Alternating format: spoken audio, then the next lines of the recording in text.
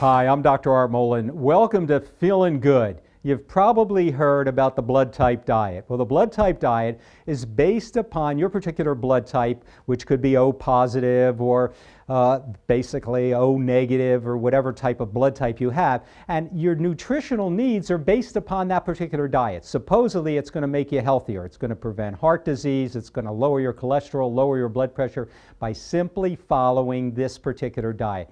Well, according to a recent article in the American Journal of Clinical Nutrition, there's no scientific evidence to support such claims. The reason people lose weight on these types of diets is simply because of the restriction of calories, and there's no reason to follow the blood type diet.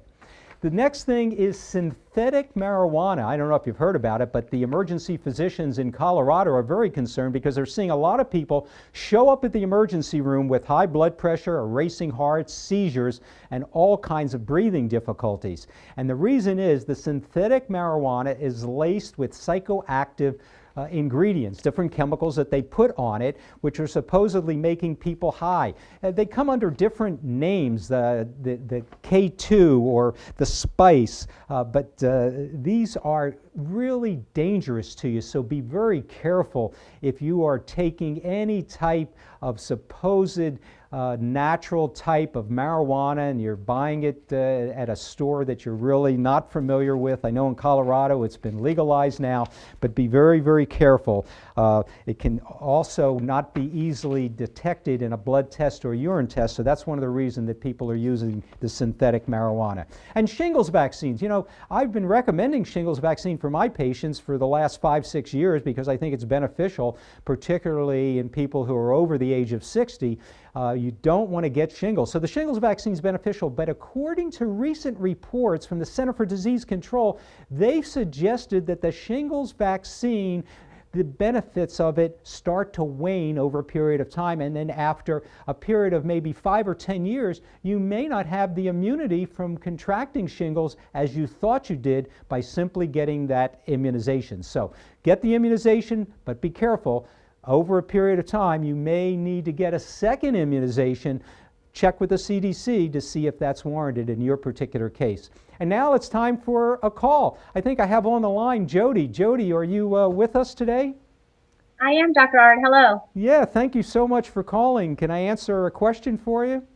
Yes, thanks for taking my call. Sure. I have a daughter who seems to be repeatedly sick in the winter months between about November and February.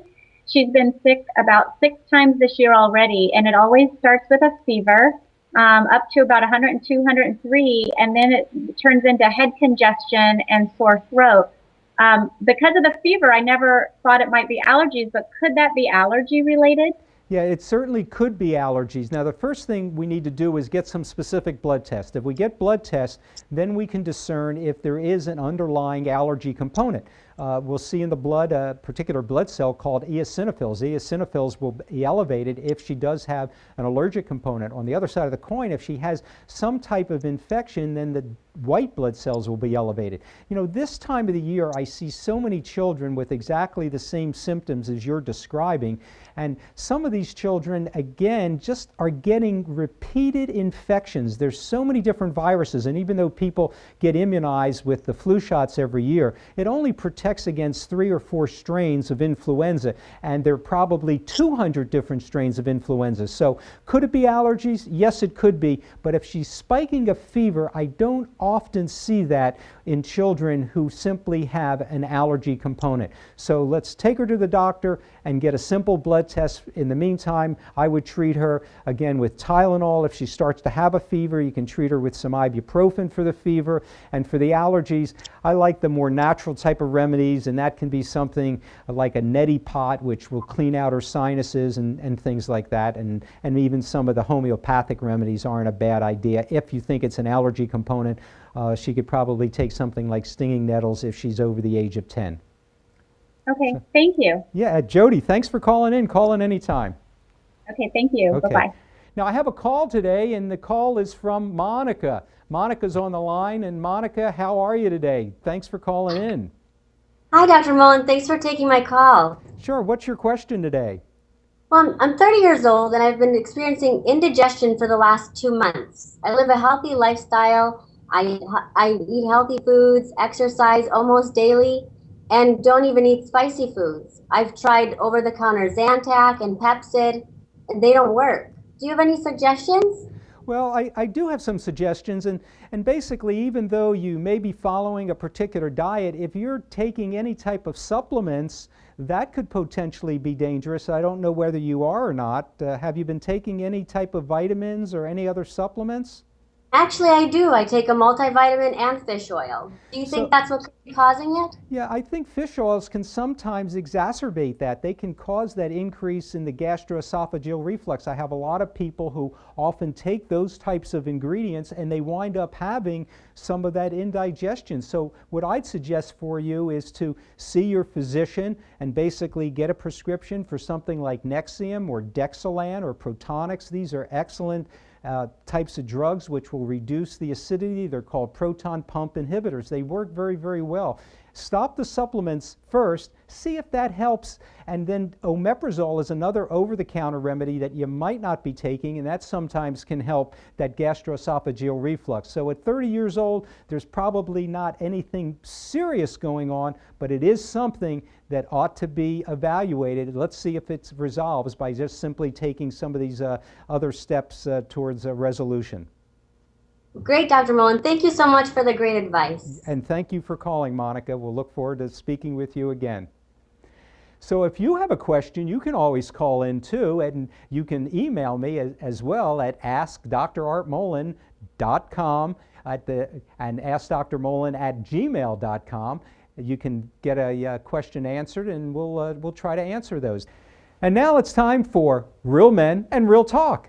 And you know, it's interesting because one of the topics this week is depression in men. I see depression in men, but it's masqueraded by irritability. It's masqueraded by anxiety. It masquerades in the way of road rage. Men will not tell people they are depressed. So if you're a loved one of a man who seems to be acting a little peculiar and maybe has some insomnia, irritability, anxiety, he may be suffering from depression.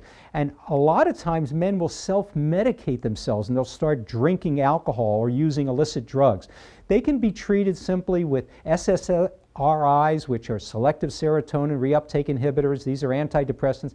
They can help men a great deal. And also cognitive behavioral therapy, talk therapy. Men need to talk because they don't exhibit the usual sadness that most people have, and when they have depression, it can spiral them down very, very quickly. So be careful. Get your man to see his family doctor and get some help and see a counselor because that could help him. Another topic that I had today, which I found quite interesting and I wanted to tell people about, and because we often get these questions, but how much sex is actually exercise? Well, interestingly enough, they say that New England Journal of Medicine, that is, that sex that lasts for 6 minutes burns about 21 calories. That's all? Yeah, 21 calories. But according to WebMD, sex can burn up to 100 calories. That's if it lasts for up to 30 minutes. So depending upon your level of activity, sex can even be beneficial for you in terms of burning calories and also strengthening your abdominal muscles, those core muscles that we like to think of.